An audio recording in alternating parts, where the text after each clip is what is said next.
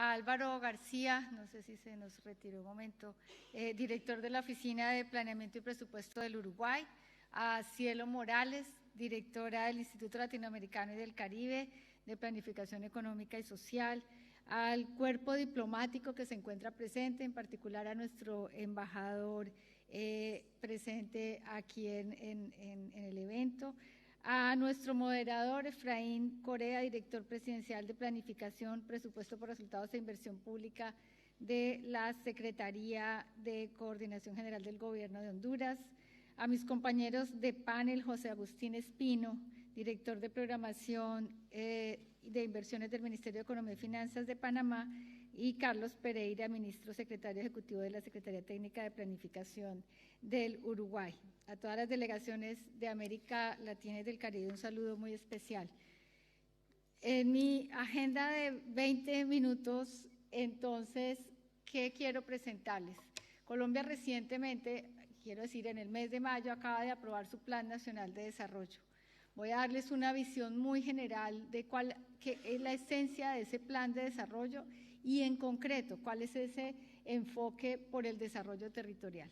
Nosotros, nuestro plan de desarrollo lo llamamos Pacto por Colombia, Pacto por la Equidad, por las siguientes razones. Primero, quisimos que fuera un pacto en la medida en que el plan de desarrollo fue construido desde el territorio nacional. Fuimos por todo el país recogiendo la visión de desarrollo que tenían todos los colombianos, pero además porque queríamos que ellos mismos se comprometieran a que ese plan de desarrollo y esa visión del desarrollo territorial fuera de todos, es decir, generar un compromiso entre todos los colombianos por el cumplimiento del plan de desarrollo.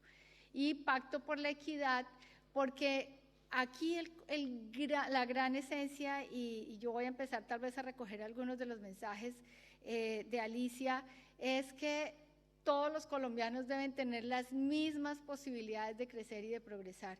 Es decir, llevar energía eléctrica a todos los rincones del país es una condición de equidad. Todavía en Colombia hay poblaciones que no tienen energía eléctrica y que entonces todavía trabajan con vela, o llevar educación a todos los rincones del país. Llevar internet, por ejemplo, es facilitarle las mismas condiciones a los estudiantes de saber en qué está el mundo en temas de investigación, de ciencia y de tecnología. Así que es una gran apuesta por la equidad, y cuando nosotros arrancamos en esa, tal vez me voy a devolver un segundo, en esa construcción de cuál es la esencia del plan, a qué queríamos llegar cuando hablamos de equidad, el primer paso que debíamos dar era generar condiciones de legalidad en nuestro país. Para nadie es un secreto que si bien firmamos un acuerdo de paz con uno de los grupos guerrilleros, pues las bandas criminales, la ilegalidad ronda nuestro país, la expansión de los cultivos ilícitos está presente, y esas condiciones de ilegalidad dificultan el crecimiento económico, dificultan la inversión en todo el territorio. Entonces, lo primero es en la agenda de este gobierno, que ya cumple un año, y eso es lo que hemos venido haciendo y está en marcha. Llevar presencia de Estado a todo el territorio nacional, es la esencia. Que la seguridad de la mano de la justicia garanticen entonces que haya crecimiento e inversión, y por lo tanto con ello equidad. Y ello claramente va entonces de la mano con todas las políticas hacia el emprendimiento, hacia el crecimiento, hacia los incentivos a la inversión. Ya desde el año pasado se aprobó una ley de financiamiento de estímulo a la inversión. Ahora lo que sigue aquí es que ese estímulo a la inversión se vea reflejado en más crecimiento. Todo ello de la mano entonces, o todo ello más bien impulsando las condiciones de reducción de la pobreza. Cuando empezamos a construir el plan de desarrollo, uno de los grandes ejes es qué pasa con la pobreza. Colombia, entre el año 2002 y el año 2018, observó unas tasas importantes de reducción de la pobreza. Pasamos de cerca del 50% al 27% de pobreza. Sin embargo, tenemos a 13 millones de colombianos que aún viven en condición de pobreza medida por el índice de pobreza multidimensional. Así que nuestra principal meta en términos de equidad es que por lo menos 2.9 millones de personas salgan de la pobreza, y que de los 3,5 millones de personas que viven en condición de pobreza extrema, al menos hayamos sacado a 1,5 millones de personas que viven en condición de pobreza extrema. ¿Qué es aquí importante también en nuestro plan de desarrollo? Este plan de desarrollo, como decía Alicia, fue construido pensando en los objetivos de desarrollo sostenible, pensando en que vamos a cumplir las metas de los objetivos de desarrollo sostenible, el compromiso con Naciones Unidas al 2030 y que dejamos a Colombia enrutada en ese camino. Nuestro gobierno llega hasta el año 2022, pero Colombia va a seguir entonces en esa ruta de cumplimiento de los ODS.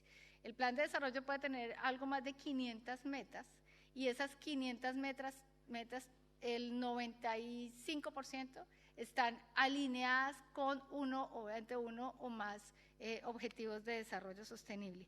Entonces, Pacto por Colombia, Pacto por la Equidad, con emprendimiento y con legalidad es nuestra gran apuesta. ¿Qué tenemos entonces que son las principales herramientas que activamos para cumplir con estas grandes metas en el plan de desarrollo? Yo diría, la primera, nosotros, Alicia, llamamos política social moderna a la inclusión social más la inclusión productiva, es decir, no solamente nos quedamos con mecanismos de transferencias monetarias condicionadas, que son los subsidios del Estado a las familias de más bajos recursos para garantizarles un nivel de subsistencia, sino que dentro de nuestras metas y nuestras políticas está la inclusión productiva. Y les voy a dar un ejemplo. Tenemos el programa de Familias en Acción, ese programa de transferencias condicionadas, y ese programa de Familias en Acción acoge a por lo menos 100,000 jóvenes. Cuando llegamos a este gobierno acogía a 100,000 jóvenes que llamamos Jóvenes en Acción. En nuestras metas está ampliar la cobertura de esos 100,000 a 500,000 jóvenes, a quienes les damos formación para el trabajo, de tal manera que el Estado deja de darle subsidio a la familia, no solamente cuando el joven termina su edad escolar, sino cuando el joven ha adquirido unas herramientas que son necesarias para acceder al mercado laboral o para ser emprendedor. Por eso, una de nuestras grandes herramientas es la que hemos denominado política social moderna. Bienes públicos para el sector productivo es absolutamente importante. Aquí un ejemplo que también ponía ahora Alicia es el de aumentar la capacidad de generación energética con energías limpias. En nuestras metas está aumentar la capacidad de generación energética, que hoy en día era de solamente 22 megabytes, a 1.500 megabytes, pues solamente con una subasta que se hizo recientemente ya cumplimos con nuestra meta. Esa subasta nos va a permitir tener generación de energía eléctrica por cerca de los 1.500 megabytes en generación de energías limpias. Tenemos políticas, claramente, una agenda muy importante de infraestructura de transporte intermodal. Colombia tiene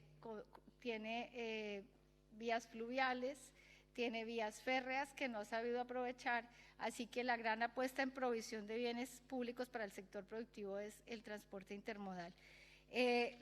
Por supuesto que la transformación digital es una de las grandes herramientas en la modernización hacia la innovación, hacia el emprendimiento.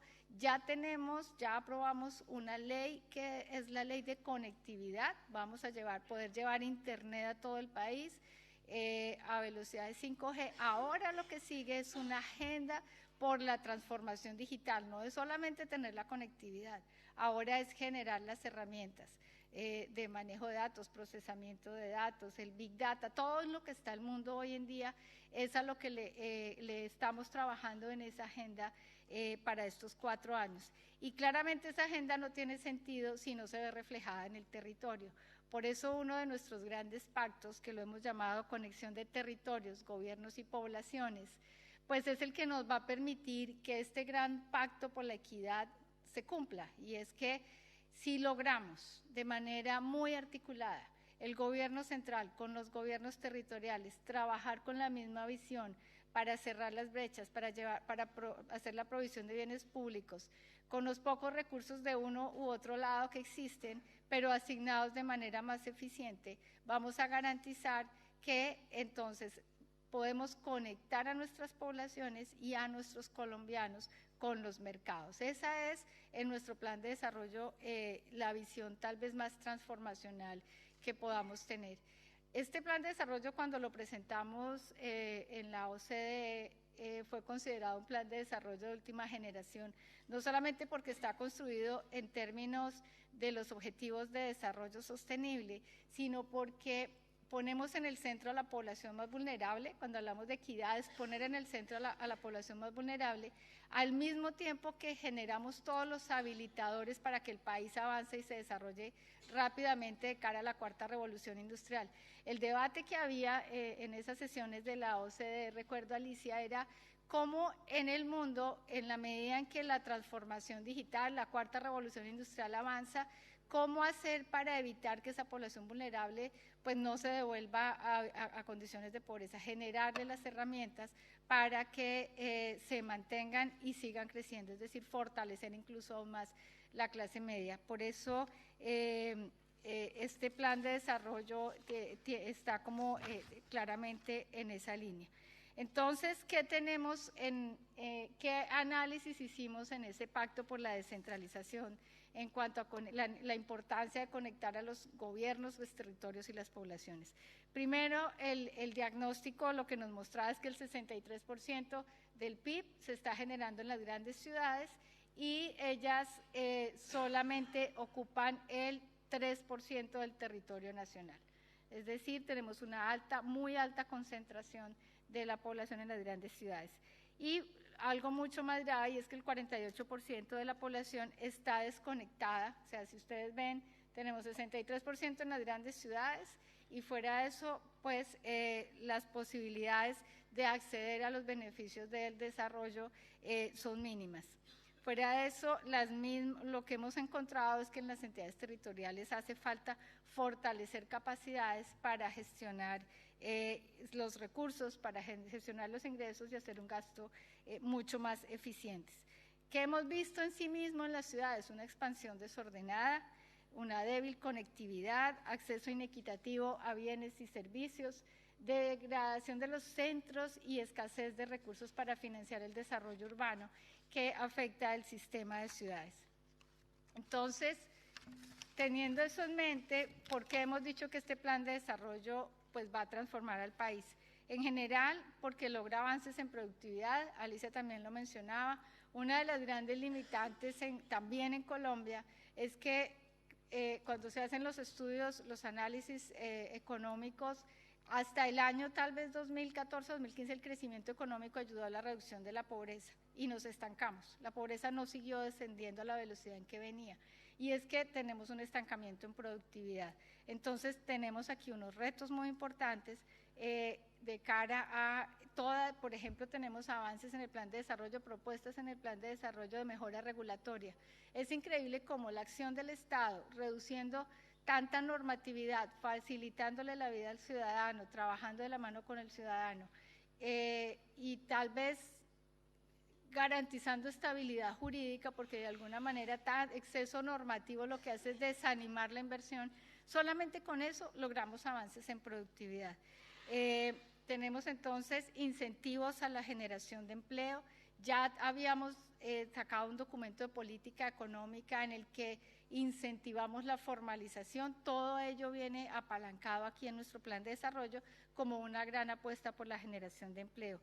Acceso a educación de calidad es una de las grandes apuestas. En Colombia hay acceso a salud y a educación, la cobertura ya está en el 100%. Lo que sigue ahora, y en la medida en que un país se va desarrollando, pues ahora las preocupaciones son por acceso a salud y a educación de calidad, que sea mucho más eficiente.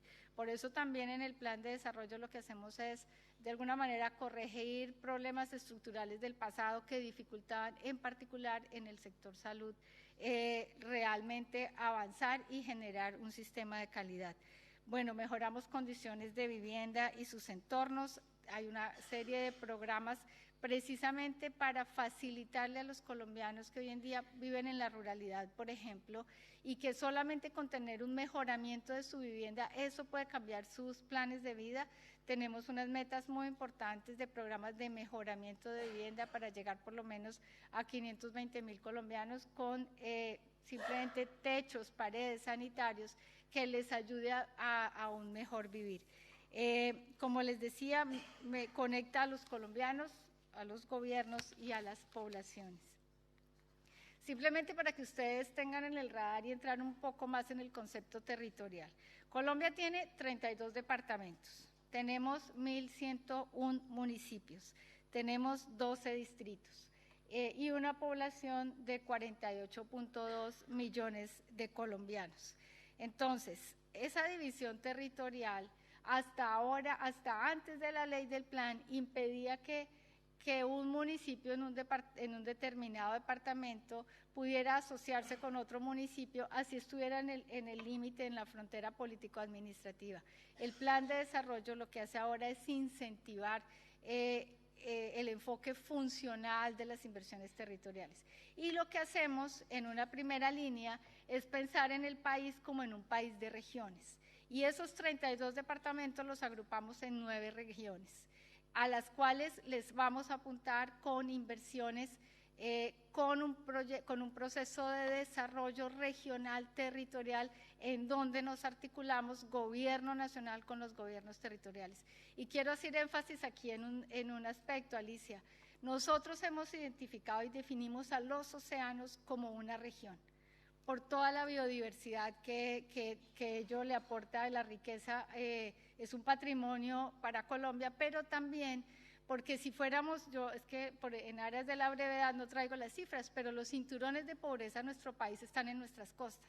Colombia a través de los años le dio la espalda a los océanos, no aprovechamos esa riqueza y toda su biodiversidad, pero además toda la riqueza y el potencial de desarrollo para las regiones.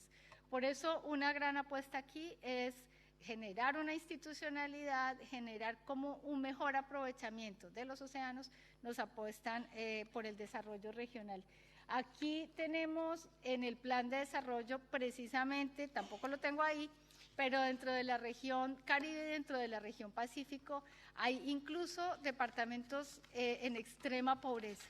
Allí nosotros dijimos, en el plan vamos a enfocarnos precisamente en la región Caribe, está La Guajira, está la San Andrés y Providencia, que la reconocemos su identidad cultural y la llamamos la Sea Flower Region, y en la región Pacífico tenemos departamentos que pueden estar al nivel de pobreza del país más pobre en el África, por ejemplo. Entonces, tenemos unas brechas regionales muy amplias. Podemos tener departamentos, por decir algo, Antioquia, que puede estar al nivel de desarrollo de Finlandia, y tenemos departamentos que pueden estar al nivel de desarrollo del país más pobre del África. Entonces, si somos juiciosos de aquí en adelante en utilizar este enfoque regional y asignar los recursos mucho más eficientemente a esos puntos en donde de verdad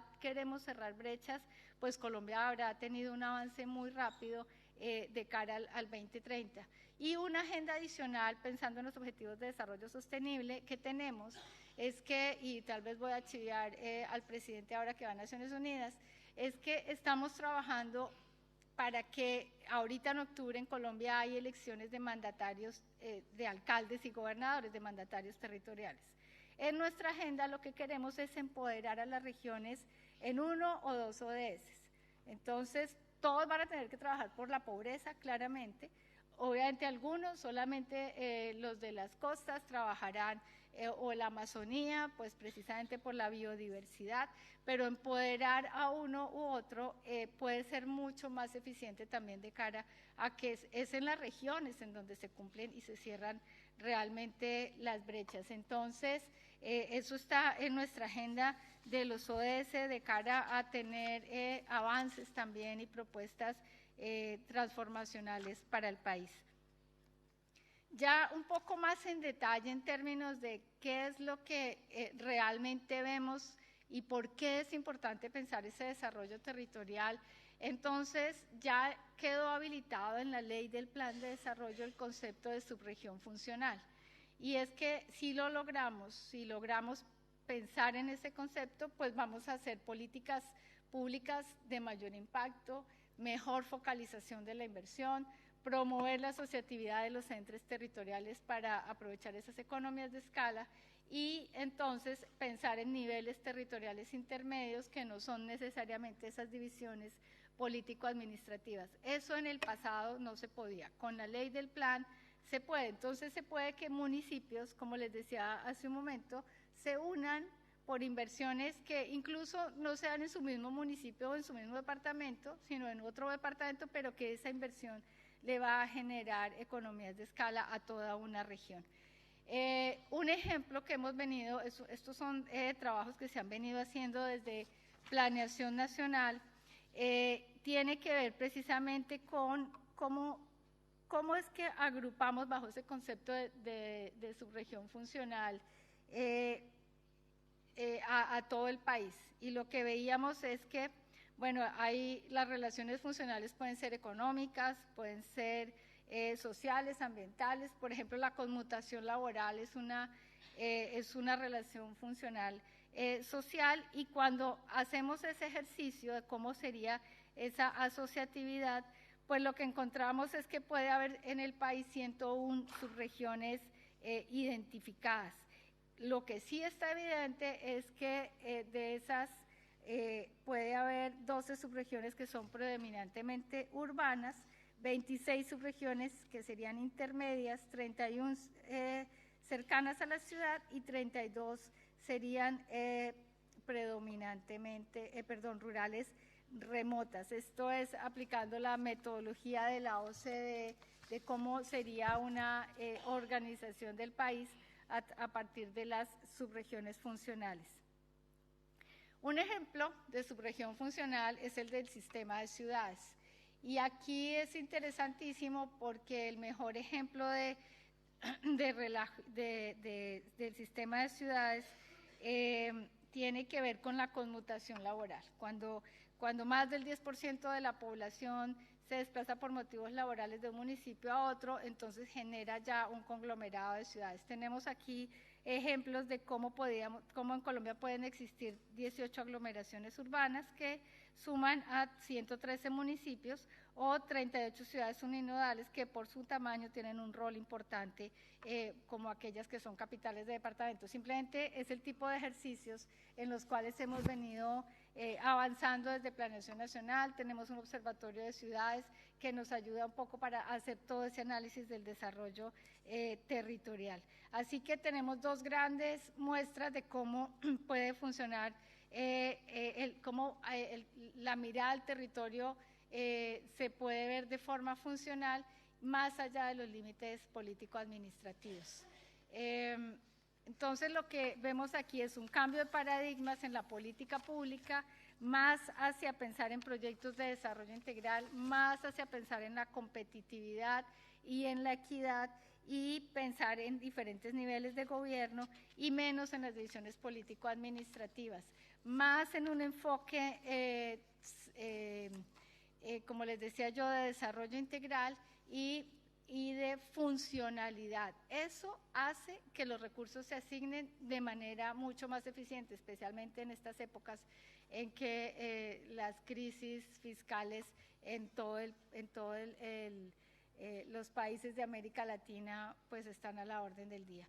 Entonces, en el Pacto por la Descentralización, que es lo que está en el Plan de Desarrollo, están todos los habilitadores que nos facilitan pensar el país de esta manera, que nos van a facilitar hacer las inversiones de esta forma integrada, que nos van a ayudar entonces a avanzar en productividad y en competitividad, a fortalecer la institucionalidad en los territorios. Tenemos más instrumentos, tendríamos mucha más información para la toma de decisiones.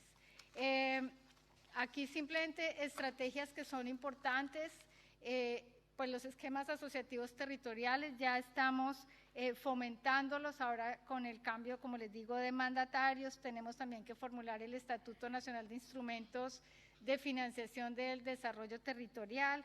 Hemos fortalecido entidades para que le generen capacidades en el territorio, y de cara también al Plan Nacional de Desarrollo, lo que ha quedado es un fortalecimiento de la institucionalidad y de la generación de ingresos, diferentes reformas que van a ayudarle a las regiones y a los territorios a generar sus propias fuentes de ingresos y depender menos del nivel central.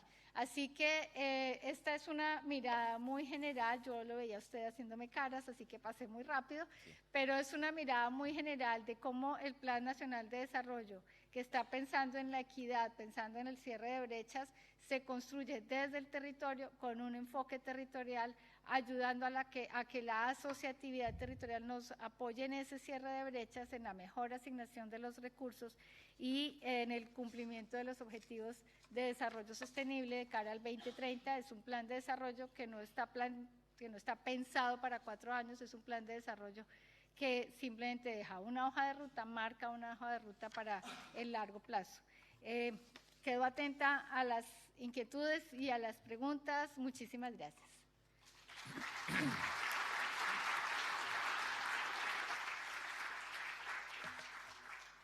Muchas gracias, directora. La verdad que pudiéramos estar aquí todo un día o toda la semana escuchando tan ricas experiencias que tenemos en la región.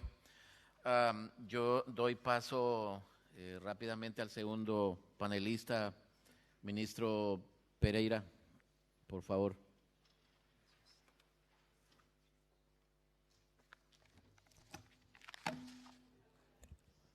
Muy buenos días a todos. Antes que nada, quiero saludar a la señora secretaria,